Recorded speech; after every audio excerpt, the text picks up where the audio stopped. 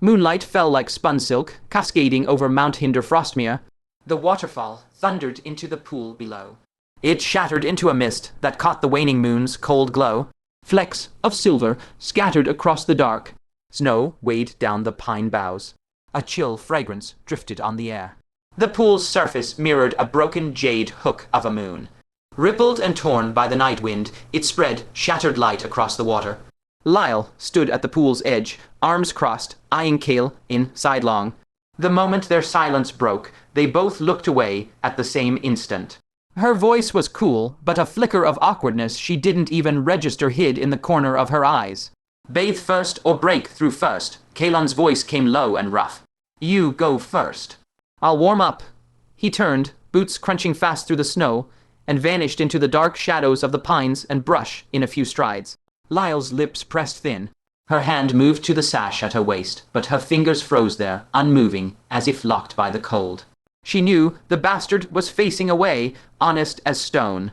Yet every tiny rustle of cloth in the quiet of the poolside cut with unbearable clarity. Every inch of her skin seemed to sense that silhouette standing somewhere beyond the brush and the snowy dark.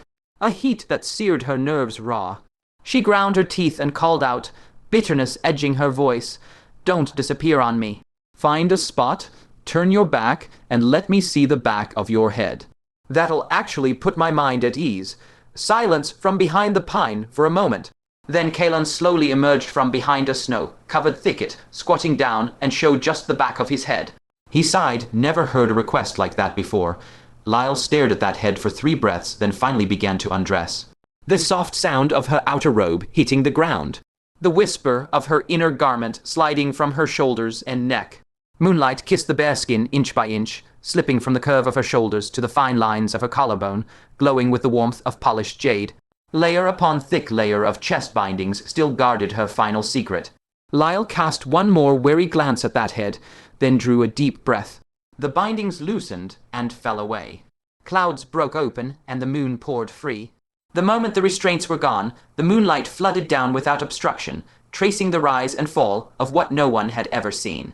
Her skin was almost translucent in the mingled glow of snow, light and moon. A cold dew fell from a pine needle, trailing silently down the line of her spine. Lyle rubbed at her throat. The prominent Adam's apple smoothed and receded.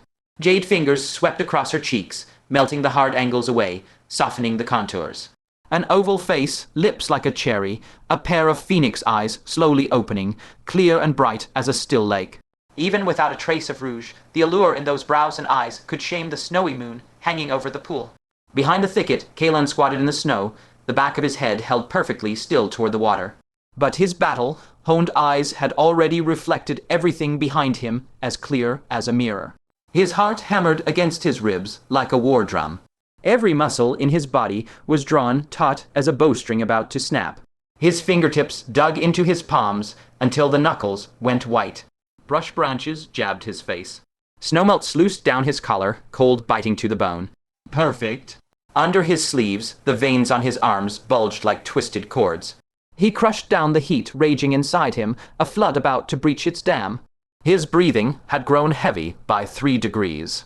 He hauled it back, evened it out, compressed it, forcing it back to a steady rhythm. Don't move. Don't think. This woman can slap you dead with one palm. Forget it. Someone's got to be the useless one. He gave a hard sniff, wrenched his focus back, and forced himself into a horse stance. He steadied his breath. Essence began to gather, thread by thread in his meridians, hammering the churning blood, heat down by sheer will. Behind him, water lapped and rippled. Every splash fell like a direct strike on his taut nerves. But he did not turn around. In Not Bad, Lyle had finished bathing and already restored her disguise. She clapped Kaelan's shoulder with a grin, her other hand jabbing a torch of burning pine into the ground by the pool. Thought you might go feral on me. Kaelan opened his eyes, taking in the false face that hid her breathtaking beauty. A reckless surge of courage seized him, and he reached out to hook an arm around her shoulder. Going feral doesn't mean I'd have to beat you. Show me the dress one day. Lyle kicked him several feet away with one foot, swatting at her shoulder in disgust. Go to hell. How's the warm-up too well? Kaelan felt the essence in his meridians like it had been set alight. Searing currents surged, battering his limbs and bones with restless energy. The heat of the bloodshed art steamed off him, raising faint, invisible ripples of force. The snow at his feet melted soundlessly. He drew a deep breath, pressing down the last stray thought. Let's begin.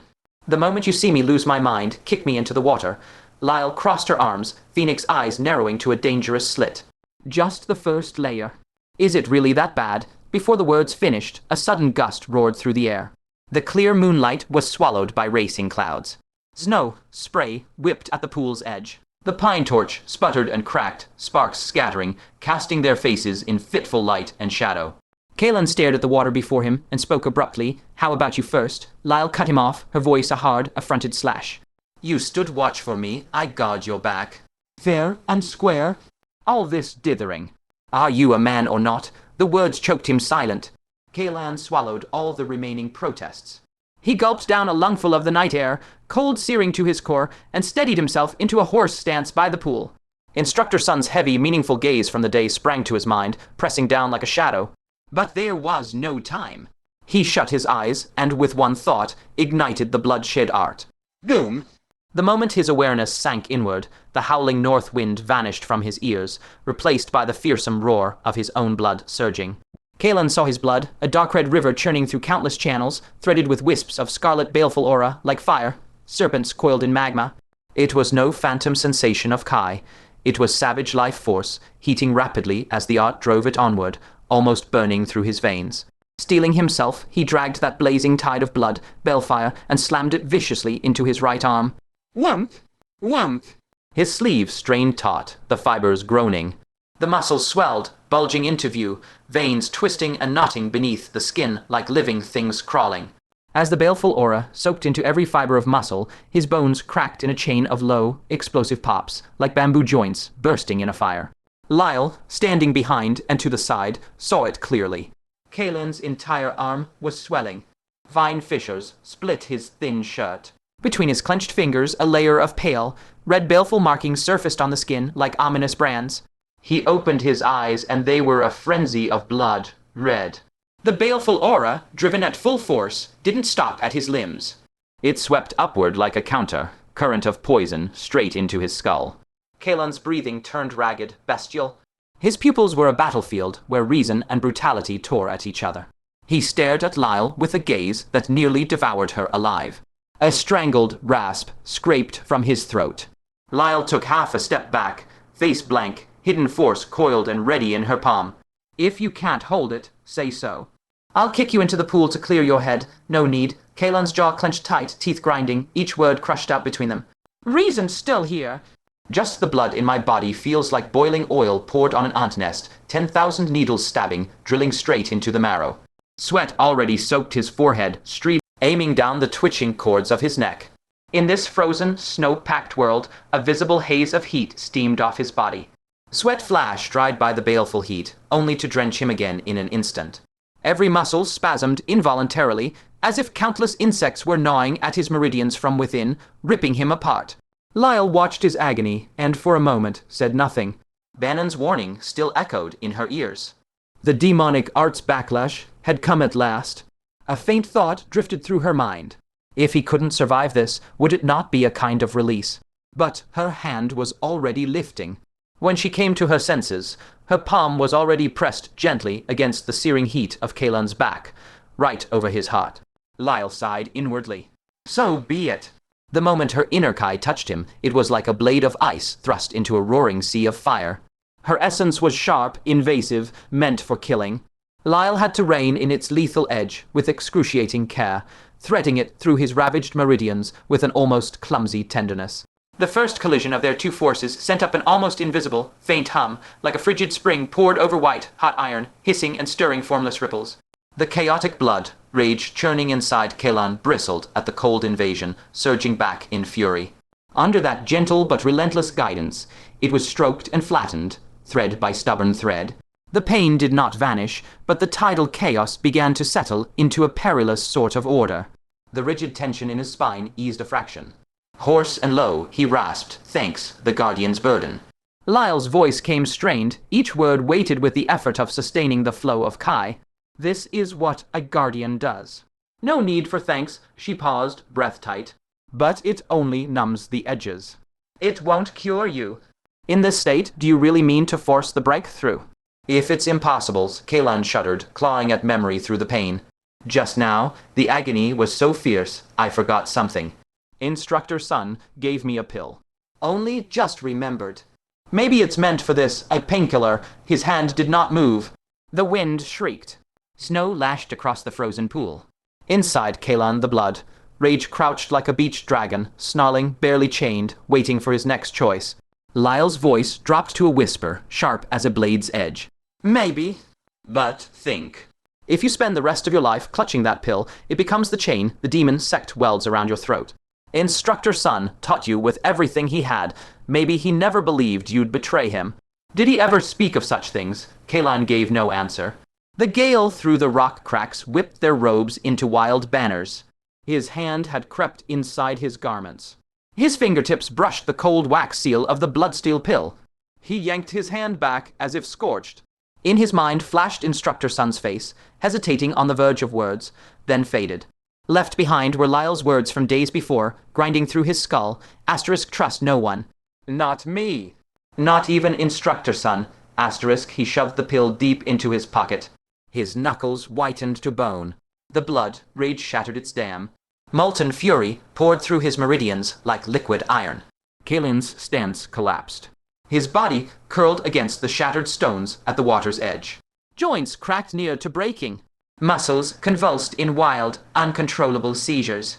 The Moonlit piece shattered into deep winter in the space of a few heartbeats. Lyle's voice cut through the chaos. Stop if you cannot go on. Stop. Kaelan's jaw locked. Blood-flecked foam leaked through his lips. If I stop, I cripple my cultivation and start over. Start over with what means? Do I even have the means to start over? Lyle went silent.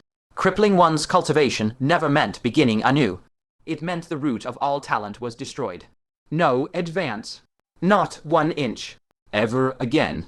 Then I'd rather break through. His hand clawed into the rock beside the pool. 5 fingers drove into the crevice. Blood welled, sliding down the stone wall, drop by drop striking the water, a shocking, vivid crimson. I want to see with my own eyes if the road's end is a dead end. Lyle's chest clenched. Why not take the pill? If it's a means of control, why in the hells would I swallow it? Kaelan's breathing stilled, his voice scraped raw as sandpaper. I refuse to believe I cannot endure this on my own. She said no more. She just stared into his eyes. A near-fanatical madness burned there, fangs bared after being driven into a corner. They used to say Boss Zhao was a true man.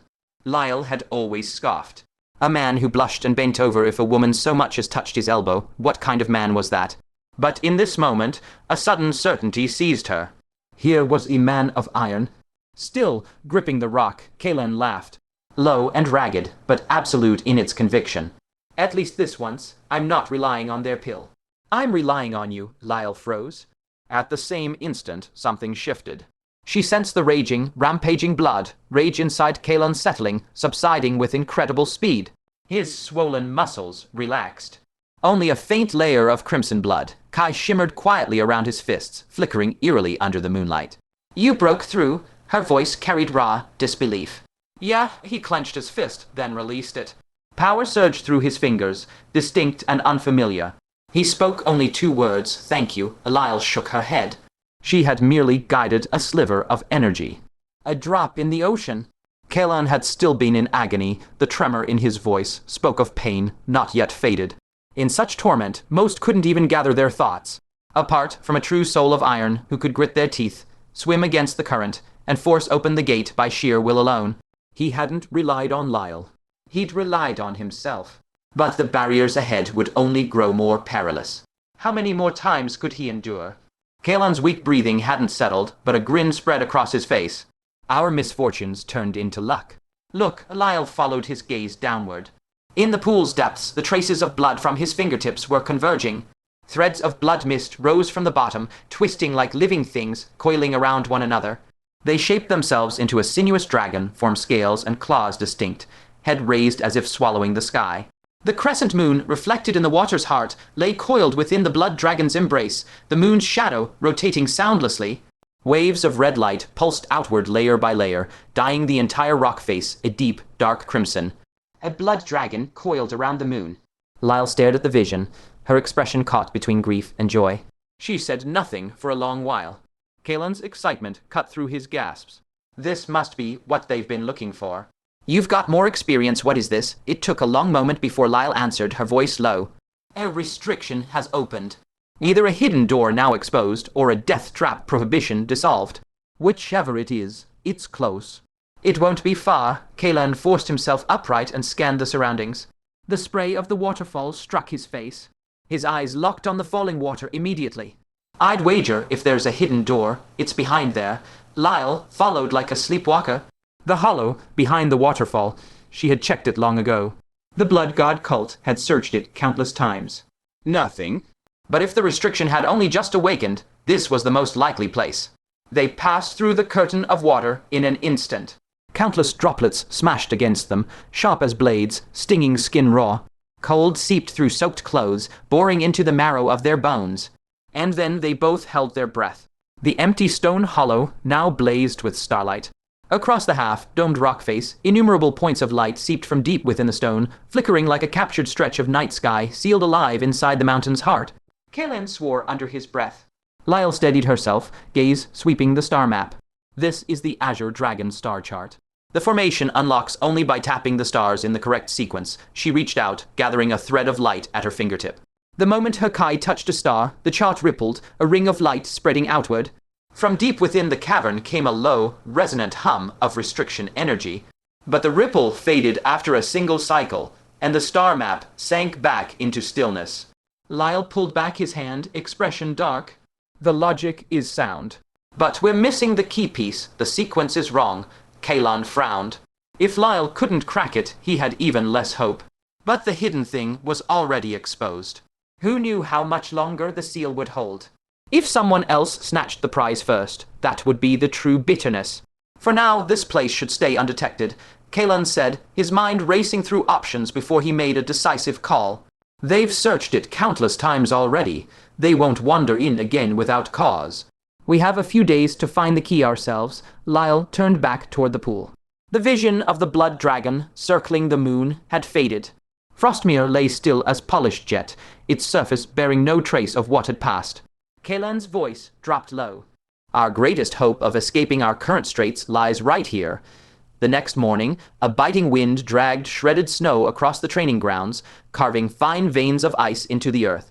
Instructor Sun stood with hands clasped behind his back before the weapon rack, the tip of his spear frosted with rime. The stare he fixed on Kaelan cut sharper than any frozen edge. The Bloodshed Art has seeped into your very marrow. Instructor Sun came straight to the point, his voice pitched so low it seemed to fear the eavesdropping wail of the wind beneath the eaves. You couldn't stop now, even if you wanted to. If you forcibly scatter your cultivation, at best your meridians snap. At worst, you'll detonate on the spot. The bloodstill pill I gave you was meant precisely for this backlash. Have you truly never used it? Kaelan clasped his fists and bowed, his features as tranquil as still water. This disciple understands. The pill is being saved for a critical moment. Instructor Sun studied him for the space of several breaths, as if trying to unearth something from that young face. The wind whipped Kaelan's robes with sharp cracks, but his expression remained unmoved. Instructor Sun's gaze drifted away, and his words cut through the cold air like a blade left to hang. I may be transferred back to headquarters some time from now. He lifted a hand, a single forefinger tracing emptiness. When that happens, I will lodge a formal complaint against Bannon before the sect master and fight for a formal initiation spot for you. A thin trail of crimson bled from his fingertip, a thread of congealing blood suspended in the void. Once initiated, you will be qualified to study the blood god art, and that is the proper path to neutralizing the flaws of the bloodshed art. The frozen wind scattered the trail moments later, but the promise lingered. A tremor ran through Kaelan's heart, yet his face remained a mask of perfect composure. His voice came quiet and steady. The instructor is leaving. We shall see. Instructor Sun did not elaborate. With a flip of his hand, the blood trail detonated into half a dozen crisscrossing lines of light. His 5 fingers rotated gently, and the light etched an arcane diagram into the void, like a constellation unfurling, like a chessboard of blades. Since you wish to learn formation, breaking today, I will teach you the bare surface of it. His voice steadied into absolute certainty, each word weighted with deep assurance, a sharp glint surfacing in his eyes. The key to breaking any formation comes down to the core node and the sequence. Take this diagram, the Trinity formation. If you charge straight for the heaven position, the martial essence backlash will capsize you like a tidal wave. Not even immortals could save you. You must first break the man position, then step onto the earth pivot. Disrupt the sequence, and a trapping formation becomes a slaughter array. As he spoke, the blood-red formation diagram rotated, and at each node, murderous Kai flickered like serpents tasting the air. Kaelan stared, his pupils contracting, the night star map from the hidden door flashing through his mind. His nails nearly bit into his palms, but his voice grew even steadier. Please, instructor, teach me the blood fiend saber art. Instructor Sun smiled with satisfaction and shook his hand. The crimson diagram shattered into fine dust, dissolving into the snow. The Trarubazdinif Dulbzues was broad and sweeping, each stance vicious and brutal. He used his spear as a saber, demonstrating a full set of stances, the spear tip tearing the air with a rumble of wind and thunder. Kaelan watched intently. With every cleaving strike, the air around the shaft distorted, a sign of the bloodshed art pushed to its limit. Then it was his turn to take the saber and drill, and the atmosphere of the training ground transformed. The first diagonal slash descended, and the blade let out a sudden muffled hum, as if a slumbering beast had woken. Where the saber's edge passed, murderous Kai radiated outward, a tangible force. At the edges of the ground, clumps of hardy wild grass withered before the eye, leaves curling, stalks blackening, vitality drained away. Footwork landed, and the snow steamed. Every time Kaelan's foot pressed into the thin snow, it hissed sharply and vaporized into rising mist. Fog coiled around the bloodthirsty aura bleeding from his blade, and his figure flickered in and out of visibility, like an Asura crawling up from the deepest hell. A flash of fervent admiration sparked in Instructor Sun's eyes. The lad's talent was truly staggering. Kaelan himself was utterly oblivious. He swung the blade again and again, but his mind sank toward the blood-still pill in his chest, the one he had never once used. As his saber cleaved the stances, the pill radiated a faint, scalding heat against his inner robe, a reminder of another fate lying in ambush. The saber retracted, steps halted. The edges of the training ground lay littered with withered plants, the snow marked only by scorched black footprints and a thin haze of murderous Kai. Kaelan slowly sheathed his blade and, without thought, reached inside his robes. His 5 fingers curled around the pill. One joint at a time, they tightened until the knuckles whitened. He lowered his eyelids, a flash of cold light slicing through his pupils sharp as a blade catching snow. But when he lifted his head toward Instructor Sun, it was entirely veiled, and heaving only deference. Instructor, this disciple has received your teaching. Instructor Sun nodded, deeply gratified, completely unaware. Dusk was settling when a bandit stumbled toward Kaelan, voice cracking with desperation. Boss Yao. Arindra passed through our territory, heading for Zhang Village. Isn't Brother Luo scouting Zhang Village today? A deafening buzz filled Kaelan's head. Saber arts, formation diagrams, pill control, everything was hurled to the far side of the sky. He did not reply a single word. His figure tore through the dusk like an arrow loosed from a string, a whirlwind of undissipated murderous Kai raging out of the stronghold and charging down the mountain path. Lyle's work today had been swift and clean. A desolate little town beyond the mountains, a landed manor in the outskirts, what chance did it stand against a master who had breached the first bottleneck of the mortal gate, storming in with over a dozen ruthless thugs. Like smashing dry wood, everything crumbled in a breath. A lance-a-finger force split the air, and inside the manor, 7 or 8 household guards clutching clubs and swords buckled at the knees. Their stifled grunts never even passed their throats, as their bodies hit the ground like felled logs. Lyle waved a slender hand, her voice low but cold as a blade scraping ice. Search for the goods. No touching any of the women. Anyone lays a hand on them, I'll chop it off. The band, its faces stiffened as if they'd swallowed flies, doing this line of work and still sticking to rules. But none dared make a sound. Those who followed Lyle knew this gaunt figure was far more ruthless than even the fearsome Boss Xiao. Days ago, a blind fool, drunk and reckless, had spewed filth at Lyle, calling him a plaything and worse, and dared to reach out a hand. That night, Lyle dragged the man to the cliff's edge without a flicker of emotion and broke his fingers one by one, slowly, deliberately, until his screams trailed into the abyss. Standing at the precipice, cold wind whipping her sleeves, not a ripple disturbed the stillness in her eyes.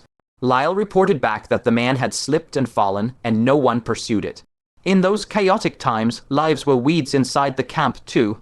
Now, Lyle stared coldly at the paralyzed Gentry family sprawled on the ground. Before moving, she had investigated. This family preyed on the village, their misdeeds countless. She had come to deliver heaven's justice, not to fatten tyrants. But was killing truly the answer? She hesitated, uncertain. In the distance, hoofbeats thundered. Lyle's brow furrowed, and she darted outside. Under the setting sun, a fine steed charged through the scattered jade. Like snow, iron hooves shattering ice shards, a spray of frost kicking up. The rider's crimson cloak snapped taut in the evening wind, a blaze of fire cutting through the blizzard. Indra. Lyle's pupils contracted, and she wheeled around, barking. Fall back, too late. In the blink of an eye, the crimson-clad figure drifted down from the horse like a falling blossom blocking the path. A long, piercing note sang out, the sword sliding from its sheath, cold gleam reflecting off the snow, stinging the eyes. Indra's beautiful gaze swept over Lyle, then shifted to the bandits swarming from the manor. She sighed softly. Blood god cult outlaws, I had urgent matters before, but I knew of the strongholds near Mount Mang. I should have cleaned them out sooner. Anger flared in Lyle's chest. She sneered, her words sharp. Stop playing the hero. How do you fund your travels in the martial world?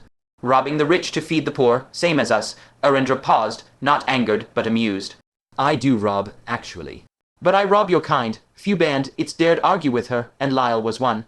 I wonder if your blade is as sharp as your tongue, Indra said, dismounting and leveling her longsword. Lyle drew her sword with a scowl, settling into a defensive stance. At that moment, the snow beneath their feet began to tremble. In the distant woods, a flock of crows burst into the sky as if some monstrous beast tore through the pale blizzard, bearing down with a tide of killing intent. A fierce razor wind pressed down, whipping the snow into a frenzy, a white wave tearing across the land straight toward them. Indra's expression shifted slightly, and she turned to look. A towering figure, momentum like a thunderbolt, charged through the snow. The full force of his bloodshed art erupted, a tangible crimson tide coiling around him. With each step, the snow beneath him detonated, curling into two waist-high waves on either side. His beard and the scar across his face twisted into a demonic mask under the blood aura, but those eyes burned with fierce urgency. The instant they met Indra's gaze, the air itself seemed to freeze into a thin sheet of ice. Indra's eyes widened, her lips parting. Zhao, Kaelan. Wind and snow swept through the narrow gap between the three of them. No one spoke. Kaelan, breathing heavily, planted himself in front of Lyle. Sweat beaded on his brow, his ragged breaths cutting through the silence. He looked at Indra, his throat bobbing as he tried to speak, but his pounding heart lodged the words in his throat. The shock on Indra's face gradually faded into detachment. She spoke slowly, her words dropping like cold stones. So that's how it is. You were in the Northern Mang sect all along. Right under my nose, and I never thought to look here. Kaelan finally steadied his breath and said in a low voice, Your first thought was to go to Alaric and demand answers. Indra replied without evasion, her voice detached, as if recounting someone else's story. At the time, I thought you were dead. I regretted it deeply, saving that innocent boy from the wolf's jaw, only to deliver him into the tiger's den with my own hands. I could have taken you with me. You even wanted to become my disciple once. But I valued my own freedom, so I left you at Luo Manor. When news of your death came, that flash of fury and guilt, I can't put it into words. I didn't know if I could defeat Alaric, but if I didn't go and seek an account, my heart would never rest. So it was that battle. The chronicle of chaos had blazed across the night sky as Indra pursued Alaric 1,000 miles. That clash, it was truly for his sake, Kaelan. Kaelan sighed. And when you later heard of the killer, Kaelan, what did you think then? That you should regret sending that bastard to the Luo family, causing Valen's death. Indra regarded him silently for a long moment. Snowflakes settled on her shoulder and sword tip, and she let out a soft sigh. I didn't, she said quietly. I heard what you said at the time. I know Valen was behind the Zhao village massacre, and you were taking revenge. So I thought you'd joined the blood god cult out of desperation. That isn't where you belong. All these days, I've searched every blood god cult hide out I knew of, hoping to pull you out. I never imagined you were right here in the Barrow Mountains. Kaelan's throat tightened. Hoarsely, he said, "Thank you." Behind them, Lyle tilted her head, watching. Her eyes were like frost. She thought that if she were Kaelan, she would be moved too. But she was not Kaelan. At this moment, she only found Arindra's face more and more detestable. You barely know this man. Why this pointless loyalty? His soul's been hooked away. Are you going to take responsibility for that? Yet, from the look of things, you've fared well. Arindra's gaze fell on the lingering blood aura around him, her tone calm. Bloodshed Art? In a mere month, you've already mastered it. Kaelan said quietly, "Without the demonic arts, I'd have no way to protect myself. If that's all, your fall isn't deep yet," Arindra said. You can still turn back. In time, no one will care so much about the wanted posters. Lay low, hide your name, and you can live a normal life. Hide my name? Kaelan suddenly laughed, a bitter, wild laugh. He raised his eyes to meet Arindra's, his voice low but carrying a weight that seemed to silence even the howling wind and snow. Sister, you? Lady, you, I won't deceive you. Never mind whether I can turn back now. Even hiding my name isn't something I want.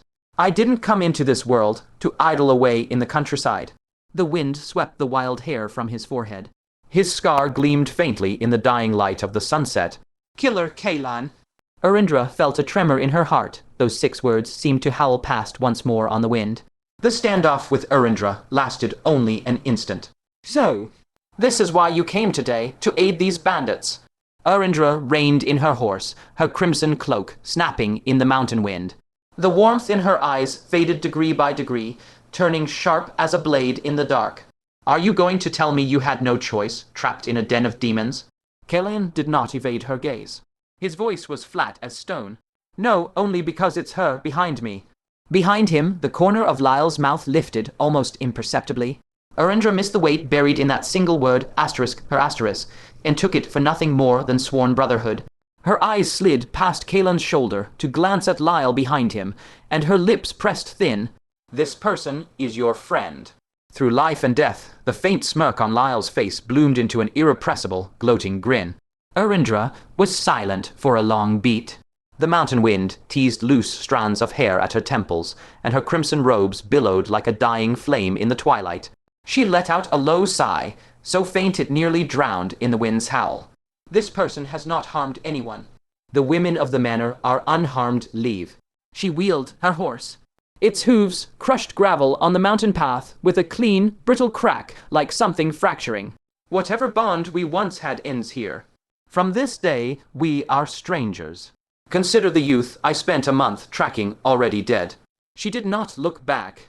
Her voice rode the wind, cold, absolute. Next time I catch you in foul deeds, do not think I will show mercy. Not even for you, let alone him. She made to ride on. A month? Since that night the flames had clawed the sky, through frost and storm, and 1,000 miles of grueling pursuit, she had hunted that youth all the way to the Barrow Mountains. Now he stood before her, and blocked her path for another's sake, a hair's breadth from crossing blades with her.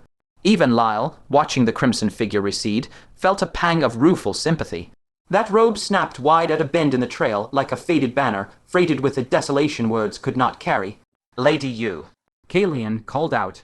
Arindra reined in. Her horse whinnied, circling half a turn. She twisted back to regard him, her silhouette shifting in the deepening dusk, backlit so only her eyes showed clear. Their edge had dulled from sharpness into bleakness, and now a thread of something unreadable flickered there, waiting. Kaelan went on. Some things are not as you imagine. This Zhang village is steeped in wickedness, no less than Valen. My brother gathered solid proof beforehand. You need not let this matter weigh on you. Arindra said nothing, still watching him. Kaelan paused, then let out a sudden laugh. As for the rest, should we meet again in the martial world someday, I doubt I can bring myself to call you elder sister again. I asked around and learned the truth. You are actually 2 months younger than me. Arindra, the tense line of her mouth twitched uncontrollably. Kaelan's laugh faded. He spoke with grave sincerity. But strangers, that is not certain. I have always been grateful that the first glimpse I caught of this martial world was Arindra, righteous and chivalrous. No matter what face this era shows me, the martial world I hold in my heart has always been there. Visible wonder rose in Arindra's eyes. She studied him a moment, then suddenly smiled. The expression rippled outward from the corner of her lips, like living water surging up through ice. She said no more, only spurred her horse away. Hoofbeats rang into the distance. One parting sentence echoed along the mountain path. Then I shall wait to see what kind of renown Kaelan, the man they say carved a blade, stroke into the chaos of this age, will earn in the martial world to come. Chaos was already there. Kaelan's voice held steady. At most, I merely flipped open the title page of the Chronicle of Chaos. The hoofbeats stuttered for an instant. Arindra seemed about to speak, but in the end, she did not turn back. Words had gone far enough. Now let deeds tell the tale. Yet she had barely ridden beyond earshot when the sky itself shifted. In the west, the dying clouds began to churn, blazing as if the heavens had caught fire, staining half the vault an outrageous, bleeding crimson. The air turned scorching in a single breath. From far away came a deep half, heard thrum, as though some colossal beast in the remote distance had opened its eyes. The pressure rolled along the ground, so dense it choked the mountain wind into stillness. The setting sun plunged with visible speed, and darkness spread like overturned ink, swallowing the forest in an instant. Arindra's brows wrenched together. She spoke low. Vermilion bird, she has come to the Barrow Mountains too. What secret lies hidden here, she could not stop. With her strength ranked high on the hidden dragon list, if Scarlet Venerable cornered her, a peak master mentioned by name on the earthly chart, an expert counted among the entire realm's most formidable, the consequences did not bear thinking. Kaelan's heart lurched. He shouted, "Lady Yu." Arindra looked back through the night. "Lady Yu, with all your experience roaming the martial world, can you tell me, for an array patterned after the Azure Dragon's 7 mansions, where is the array's heart generally located?" Arindra answered offhand, typically the heart mansion. She did not linger. The hoofbeats quickened, and her crimson robes flashed once more before vanishing utterly into the darkness. Kaelan turned. His gaze burned as he fixed it on Lyle.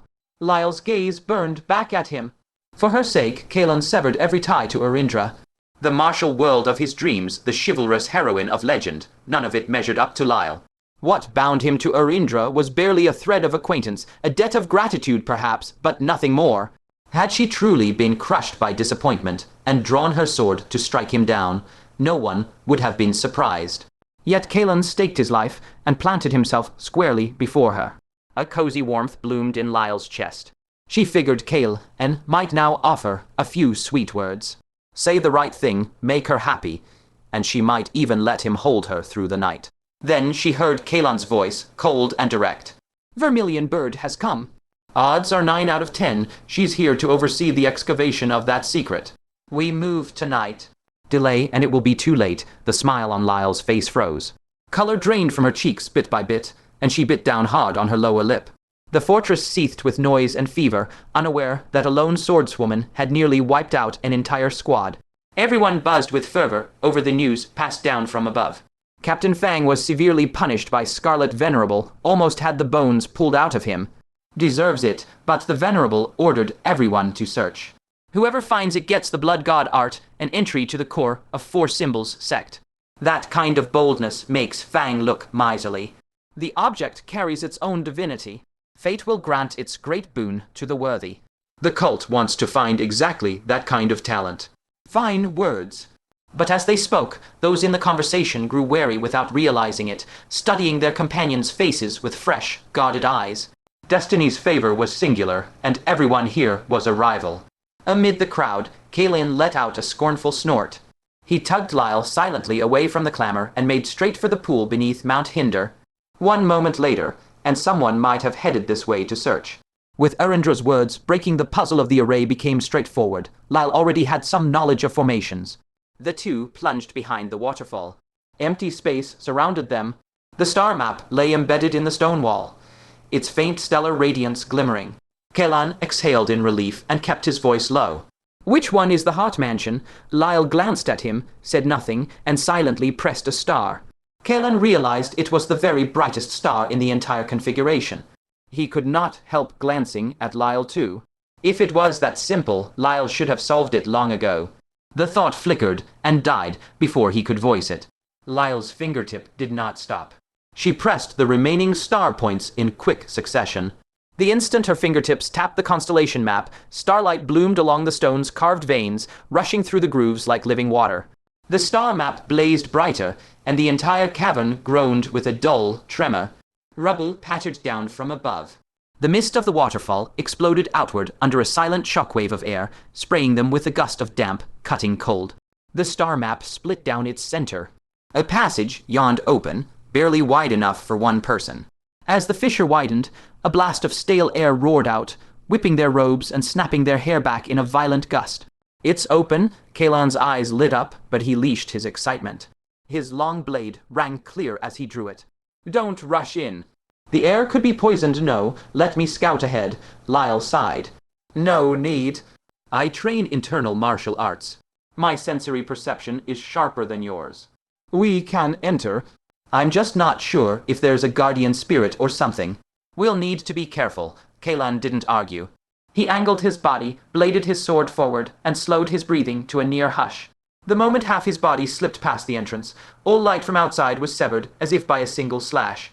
Darkness swallowed him whole, leaving only a cold sliver of reflected light trembling along his blade's edge. The chamber inside was cramped, little more than a small cell, even narrower than their shared cabin. The space curved overhead into a domed ceiling, faintly echoing the star-charted design of the heavens they'd seen before. At the exact center rested a square seal of pale jade, glowing with a soft, ghostly cyan luminescence. Embedded in its grip was an egg-sized white pearl, churning with milky vapor. Within those mists, a coiling dragon bared claws and scales, drifting in lazy spirals as if alive. A low dragon's hum, so deep it was almost beyond hearing, quivered through the stone as though a living wisp of dragon soul had been sealed inside this tiny vault. Round dome above, square earth below, a dragon roaming the 9 heavens, so it really is the azure dragon seal, Lyle murmured, barely audible. Kaelan didn't catch it. He turned. "You know what this is." Lyle stared fixedly at the azure dragon seal, her voice distant. "How would I know? Whatever it is, the 4 Symbols sect values this thing far more than we imagined. If we bring it to the Scarlet Venerable, we both get into the 4 Symbols sect. Trade it for a copy of the Blood God art, there shouldn't be any problem." Lyle gave a noncommittal hum. Kaelan crouched.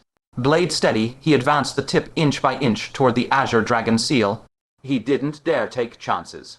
Ancient relics like this could hide lethal wards testing with his sword first, was pure survival instinct. He poured his entire focus into the approach, the blade creeping forward. Behind him, Lyle bit her lip so hard it blanched. Inside her sleeve, a dagger slipped soundlessly into her palm. Her knuckles went white around the hilt as she stared at Kaelan's unprotected back, a maelstrom of tangled emotion churning in her eyes. Kaelan's rear, guard perception caught every detail. His blood ran cold. "Lyle wants to kill me." The taut wire in his mind stretched to its breaking point. The veins on his sword hand bulged. Had the countless hours of drilling the turnaround / all been for this, to use it on her? Behind him, Lyle finally moved. Kaelan's nerves shattered. "Pivot / He whipped his waist, his torso twisting like a spinning axle. The blade shrieked through the air, a sharp whistle exploding in the tight space, and it stopped perfectly still, a single inch from Lyle's throat. The backwash of the slash ruffled the fine hairs on her neck. A cold bead of sweat slid down her temple. Lyle stared, stunned, at the steel hovering before her windpipe. The dagger in her hand hadn't stabbed at him. She had hurled it to the ground. Clang! Metal struck rock. Sparks scattered. The ringing vibration echoed off the walls, underscoring the harsh rasp of their breathing. Kaelan's blade didn't waver, an iron pillar of stillness. Lyle looked at the glittering edge, a hair from her throat, and laughed. "Not bad. All that relentless drilling for precision, control, turns out it was to spare my life. With your meager cultivation, how in the hells did you develop such sharp rear, guard alertness?" Kaelan's voice came rough. "You, just now, tried to kill you." Lyle deflated entirely. "But I couldn't go through with it." "Who knew our boss Zhao would step in front of Urindra for me?" "I'm not some heartless beast, even if the Urindra incident never happened." Kaelan's voice was bleak. "How could you possibly try to kill me?" Over a treasure, Lyle watched the pain welling in his eyes, a hurt that looked worse than the aunt's, warm agony of last night's breakthrough. A flicker of distress crossed her own gaze, but she met his question with solemn honesty. "And why not?" "Why not for a treasure? Don't lie to me. You're not that kind of person. How much do you really know about me?" "Just because we shared a bed." Lyle's voice rose too. I've been lying to you from the very start. I could have solved the array yesterday. I deliberately pretended I couldn't. I've been deceiving you all along. I planned to sneak here and take it alone this morning, but the mission wouldn't let me go. Then, before the mission was even over, Arindra came causing trouble, and on top of that, the vermilion bird showed up. Now the whole mountain is hunting for it. Lyle's fury mounted. Does the entire world have a grudge against me? Kaelan's mouth twitched. Lower your voice. You sound like we're having a lover's quarrel. Lyle's expression turned strange as well. She dipped her head and quieted. Right. There are people all over outside. Draw them in and the treasure you've just claimed is gone. Kaelan had no reply. You need it desperately. Join the Four Symbols sect. Acquire the Blood God Art. Escape your current predicament. The seal also has the power to cleanse marrow and reforge tendons. It could erase the disadvantage of starting martial training too late. You always saw it as yours for the taking. It never once crossed your mind that I wanted it just as badly. Kaelan's eyes flickered. No, he said quietly. I always thought it belonged to both of us. Lyle's tone was weary. Did you ever, for a single heartbeat, wonder what it might mean to me? Kaelan, I came to the Barrow Mountains specifically for this seal. It's been my wish since childhood. Watching you walk away with it, then what has my whole life been for? Kaelan was silent a long moment, then suddenly said, Why didn't you say so earlier? Lyle sounded exhausted. What would it have changed? The Azure Dragon seals marrow, cleansing, tendon, reforging power will pour into only one person, the fated one the vermilion bird spoke of. The seal recognizes a single wielder. You kept saying you needed it, kept talking about what you'd do once you got it. Did my wishes, my future, really not matter at all? Kaelan finally smiled. But why not? Judge by actions, not by thought. In the end, you threw the dagger away. Your lifelong wish, didn't you already give it up? Let me take it right before your eyes. Lyle froze. It was true. She had already given it to him. So what in the hells had they just been fighting about? Kaelan bent at the waist, and his blade tip slipped under the base of the Azure Dragon seal. A flick of his wrist sent the seal sailing through the air in a cyan arc, straight toward her chest. The dragon inside the pearl bristled, scales flaring, swimming faster as the green glow surged. His voice cut through the dim air. If she wanted it, it was hers. Lyle caught it in a panic. She called him insane. With her, if it touched her hand, the transfer of power would truly begin. But he only found that perfect it meant she was the fated one. She had already given it to him, she protested. He countered, only she was allowed to give things up. She demanded if he was sick in the head. The Azure Dragon seal erupted in blinding white light that surged from the orb. Countless luminous threads, alive and writhing, flooded the meridians of Lyle's palm. An invisible force clamped her hand in place. Air churned, whipping her hair into a wild dance. On the stone wall, a spectral azure dragon slowly materialized, its low, rumbling roar echoing through the cramped space once more. Lyle tried to shake it off. The seal had rooted itself to her palm, impossible to dislodge. Kaelan leaned against the rough stone wall, arms folded, a faint smile tugging at the corner of his lips. He watched with keen interest as the azure radiance, moments ago so savage, now flowed into Lyle's body like tamed water, sinking gently along the lines of her skin. Faint cyan patterns rippled beneath the surface, casting flickering light and shadow across the depths of her already complex eyes. Then he called an end to the circular talk. It was hers, so she should take it. His tone was offhand, but his gaze held the cold scrutiny of a blade. He wanted to move on.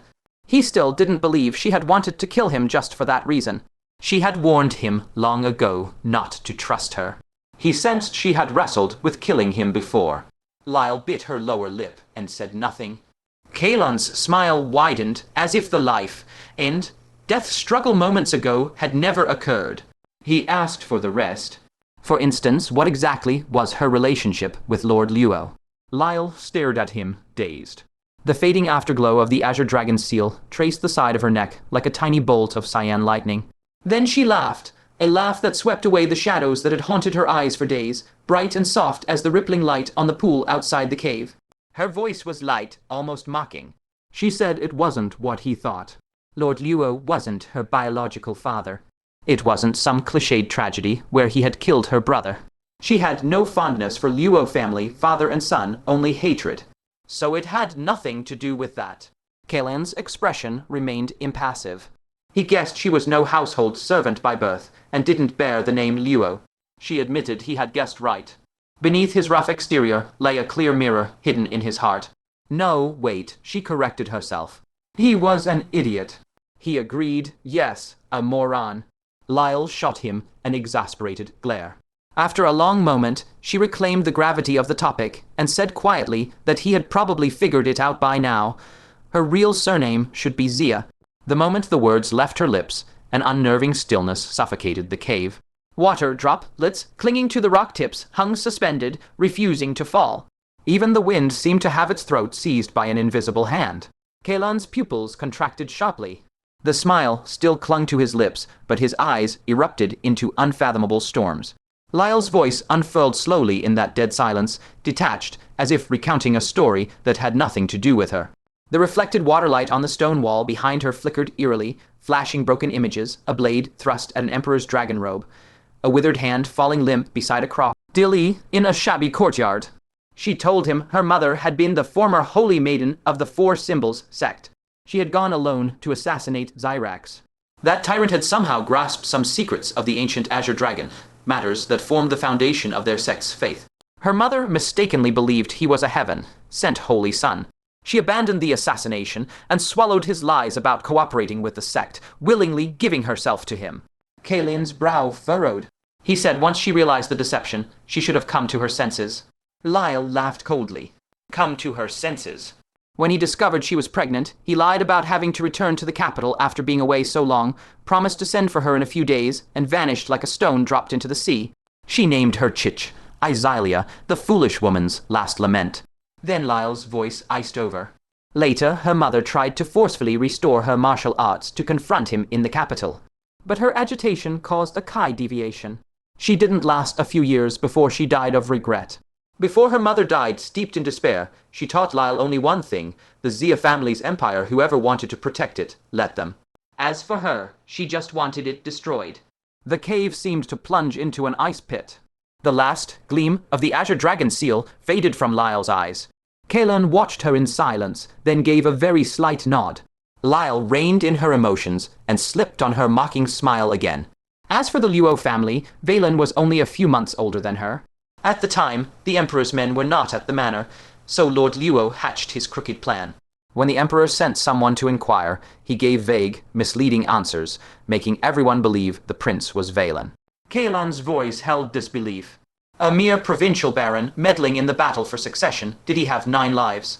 He probably didn't dare think that far ahead Lyle dismissed. He only hoped his son could bask in some imperial glory and grasp a brilliant future. Too bad Vaylin was worthless. She snorted. But this misunderstanding had an amusing consequence. The whole world subconsciously assumed the seed the Emperor left at Luo Manor was a son. No one ever imagined a princess. Kaelan's eyes flickered. Then Lord Luo should have killed her. He wanted to, she admitted, but he dared not. Slay the daughter of the man who stands above all under heaven. He had the thought, but never the guts. He found himself riding a tiger and could only frantically dress her as a man, with no idea how it would ever end. She laughed wryly that if he weren't useless, there would be no Lyle in this world. Kaelan nodded and asked what came next. Lyle's voice roughened, the cave's chill seeming to seep into the marrow with her words. He placed her mother and her in the outer sect. Before she passed, those times were hard. Kaelan, the only person in this world who would give her her last bowl of rice, was her mother. She paused, lifting her eyes to him. All her hesitation and inner conflict toward him stemmed from that. Kaelan's throat shifted, but he said nothing. Lyle sighed. After her mother died, Lord Luo shed his scruples. He took good care of her, provided well, even gave her her own private courtyard. She asked if a fool like him never wondered that this wasn't the treatment an outer disciple should receive. He repeated that he was an idiot. Lyle didn't laugh. Her tone remained indifferent. He was just securing a safety net. If she ever reclaimed her rightful heritage, she might remember the care he gave her since childhood. His calculations were rather good. Kaelan shook his head. Too many schemes, no decisiveness. Useless. That's why he was useless, she agreed. Then her voice dropped. But she had to be cautious. Her mother passed down the white tiger divine art to her. She never dared let anyone know. On the surface, she only displayed the outer sect techniques of the Luo family and acted proud of breaking through the first heaven, so no one would suspect that she was actually at the 4th level of the mysterious pass, approaching the 5th. Kaelan's eyes nearly popped out. He swore, stunned by her revelation. Lyle smiled gently. She had been lying from the very beginning. He turned his head away in a huff. Last night, he had seen it. She truly was a white tiger. Would he ever say a word? Lyle's words cut like a thin blade. Before her mother left, she repeatedly told her to kill anyone who obstructed her. But then she met him. She admitted she had had murderous intentions more than once. That was wrong of her. Yet in this world, he was the one who was special. Kaelan snorted irritably, saying he was special, but she still hadn't told him why she wanted to kill him. Lyle's eyes gleamed unnaturally bright in the dim cave. That fit. Before the Emperor left, he gave her mother a token of recognition. Valen didn't know about it, and he wouldn't dare search for it. He had asked why she had wanted to kill him from the very start. Because Valen didn't have that token. Once Chief Tang inspected him, she would realize he wasn't the true heir and would immediately turn back to search the bodies at Luo Manor. If she found nothing there, a bolt of lightning seemed to crack through Kaelan's mind. It meant she would know that one of the 2 survivors had to be the real heir. Lyle's words quickened, each striking like a hammered nail. But she always believed that heir was a prince. If she found Lyle, her true sex would be impossible to hide. So who, in her mind, would the real heir be? Kaelan's eyes went wide. Lyle left no room for doubt. Him? He protested that his age didn't match. Lyle shot back that looking older than his years was hardly unusual.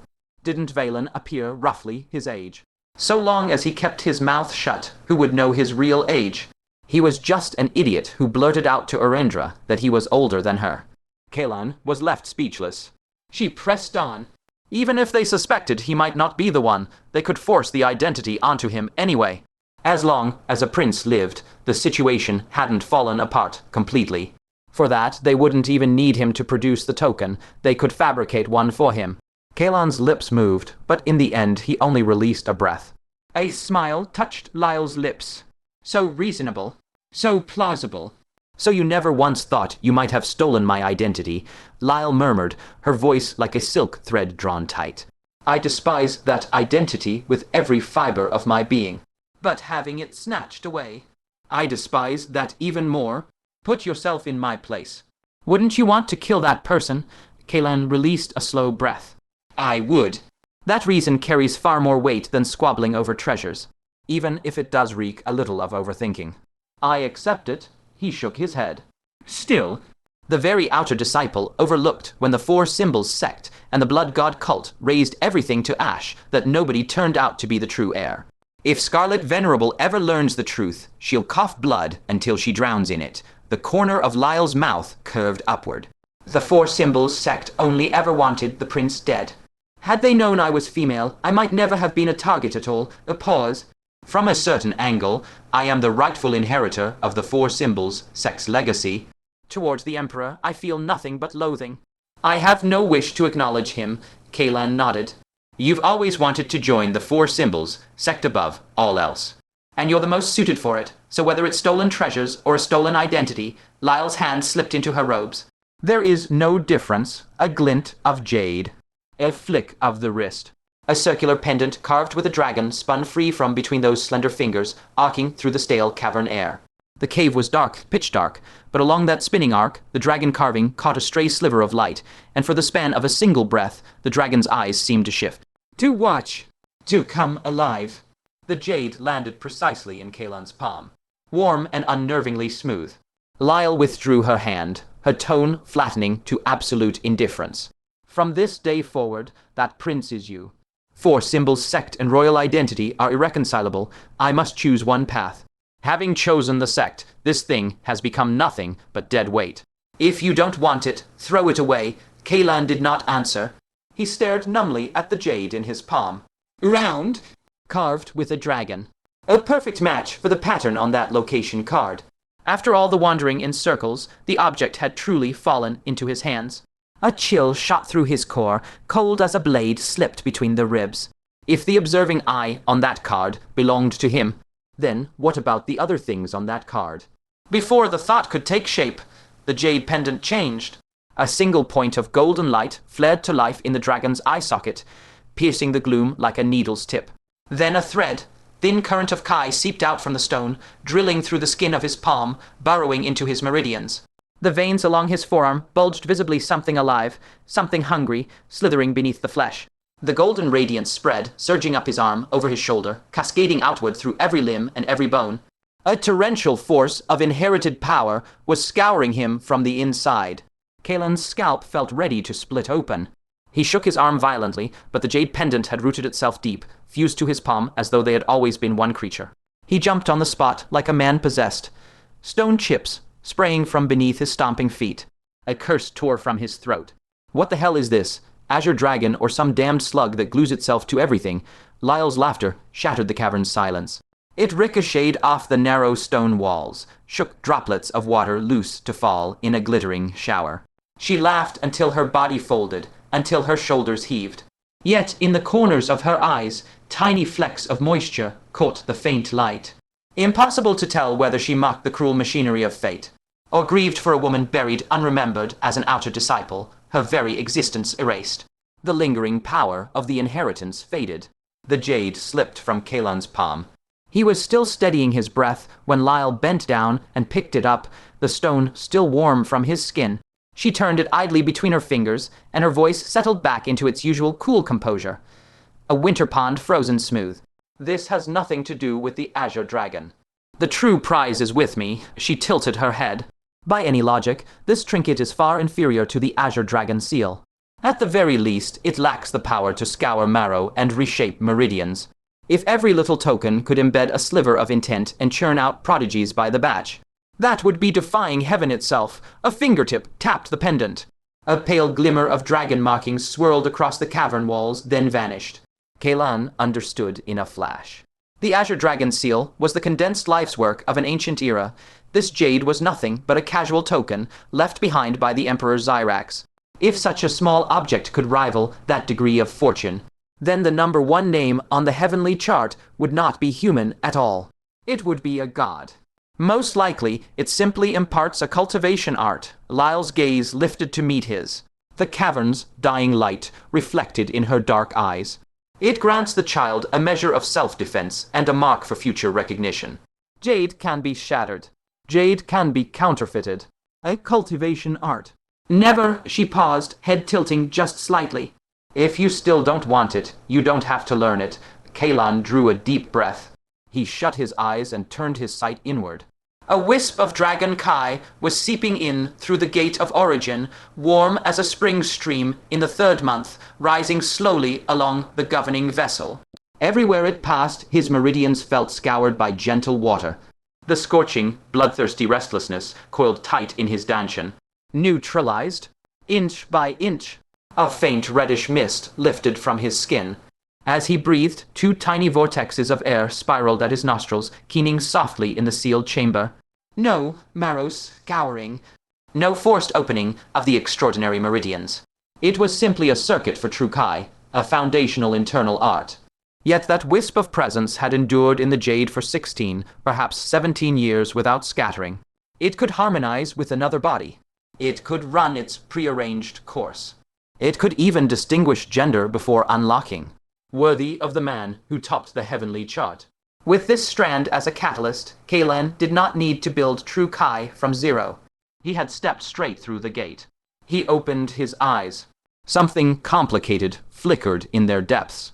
A high-grade internal art. This was desperately important to him. It opened the path to cultivating both inner and outer strength. But more than that. The searing agony of the bloodshed art, burning marrow and corroding bone. Even Lyle's white tiger discipline could only soothe it a little. This art left by the Emperor for his own blood, vast and balanced. It might not cure him, but it could at least bring relief. He wrestled with the thought for 3 seconds. Then he flopped down gracelessly, legs splayed, sitting on the cold stone floor and letting that foreign energy wriggle through his channels. Destiny! To hell with it. Seeing his utterly unbothered sprawl, Lyle felt the earlier guilt of having stolen his fortune ease by a fraction. A soft light rippled through her beautiful eyes. Kaelan, is the art difficult? May I consult with you on it? Not really. Kaelan cracked one eye open. It flows smoothly enough, he paused. The words came abrupt and unbidden. I'm just thinking, this thing doesn't seem to test bloodlines at all. What if the jade fell into someone else's hands? Wouldn't that be giving it away for free? Bloodlines are notoriously difficult to verify. That's so-called proof by dripping blood.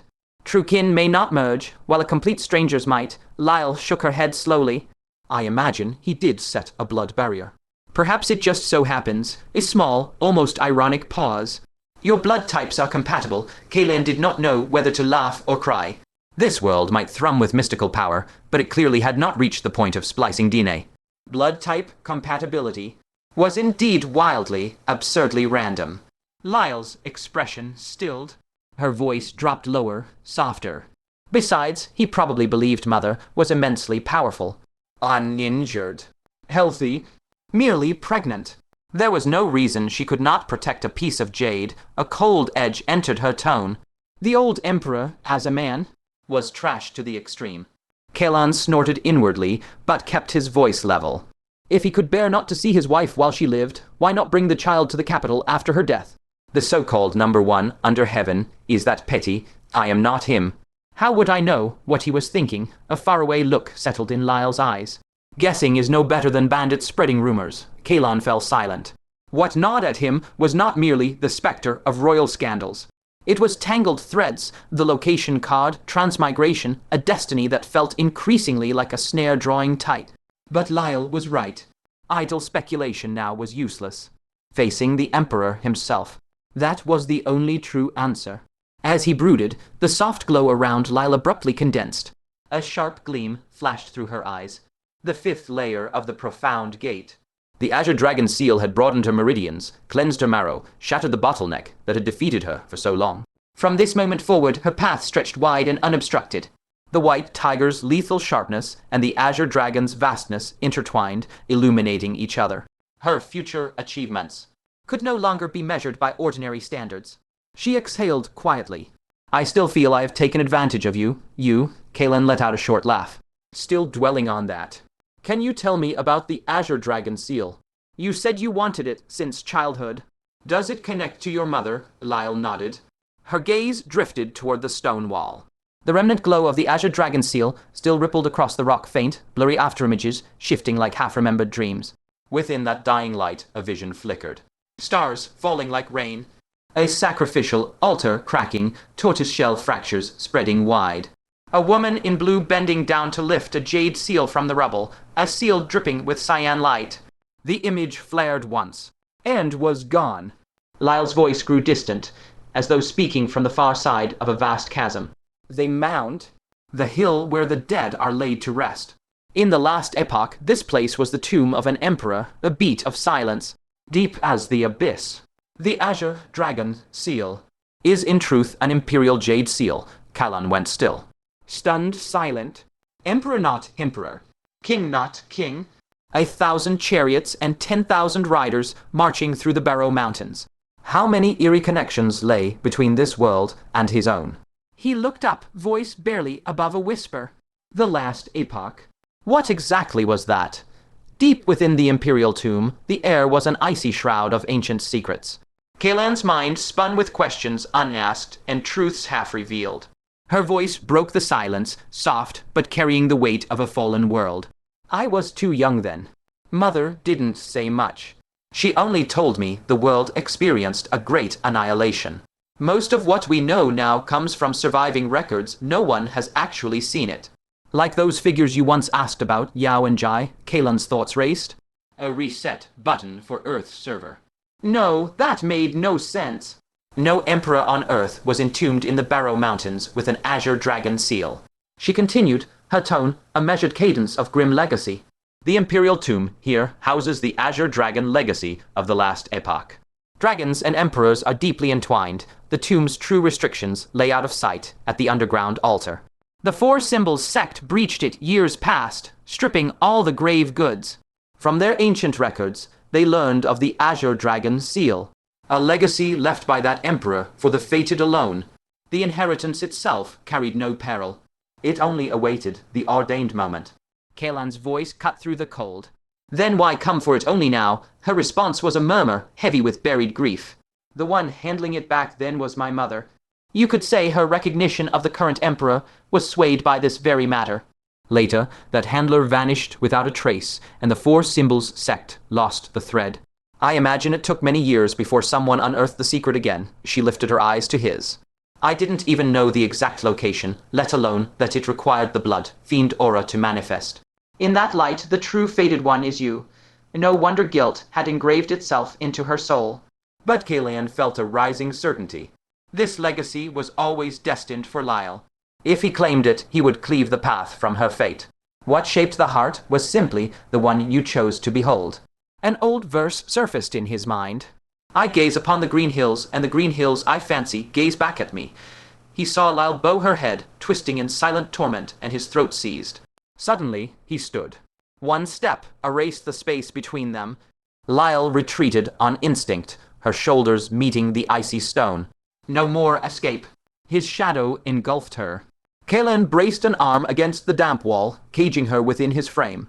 From a stalactite above, a single droplet splashed between them, shattering into a cold mist that veiled their eyes. He leaned close, his breath grazing the shell of her ear. The chamber's air ignited with sudden heat. The dying light of the Azure Dragon inheritance flared and ebbed in their widening pupils. Lyle's lashes fluttered like captive wings. He murmured low the words a silken dare against the ancient rock. If senior sister still feels indebted, how about you make it up to me by dressing in women's clothes?